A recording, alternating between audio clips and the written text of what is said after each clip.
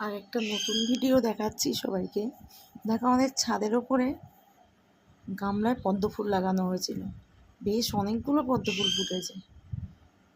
এটা ভেতরটা সাদা রঙের, অনেকগুলো, একটা ফুল শুকিয়ে গেছে আর অনেকগুলো কুড়ি আছে, এখনো বেরোচ্ছে কুড়ি। ছোট্ট একটা কুড়ি আছে এখানে।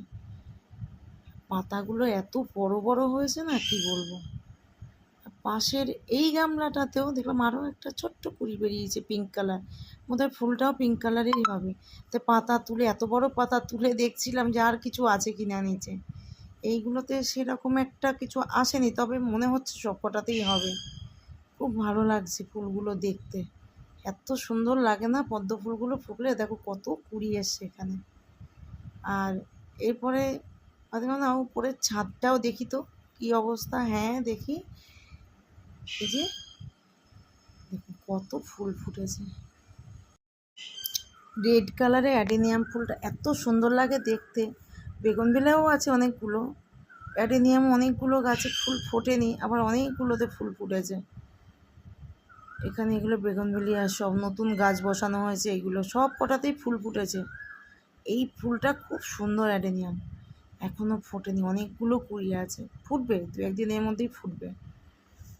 ফুটলে ছবি দেখাবো। বেশ রোদে গাছগুলো না খুব ভালো হয়েছে, কোনো গাছ, একটা গাছও মরেনি। আর একটা জিনিস দেখুন, কুল গাছে কুল হয়ে গেছে, আবারও ফুল হয়েছে, আবার একটা দুটো কুল আছে। দেখুন এখানে ছোট্ট একটা কুল দেখা যাচ্ছে, ওই যে গাছে ছোট ছোট কুল হয়েছে। আরে সবেদার তো কথাই নেই, ফুল ফল একসাথে হচ্ছে। ফুলও আছে, ফলও আছে, ফল পাকছে আবার তার মধ্যে ফুল হচ্ছে। সারা বছর ধরেই সবেদা হচ্ছে, প্রচুর ফুল এসছে আবার গাছে। আর একটা জিনিস, এই যে তেঁতুল, তারও এক অবস্থা। এই তেঁতুলগুলো প্রায় পাকার সময় হয়ে গেছে, কিন্তু এর সাথে এই দেখুন ফুল, আবারও ফুল চলে এসছে। ওটা পাকা হয়ে গেলে আবার তেঁতুল হবে। আর এটা তো নীল জবা, এই গাছটা নতুন, এটা আমি কিনে এনেছিলাম। আর এই জবা ইয়েলো কালার, এই গাছটাও নতুন, দারুণ ফুলটা ফুটেছে।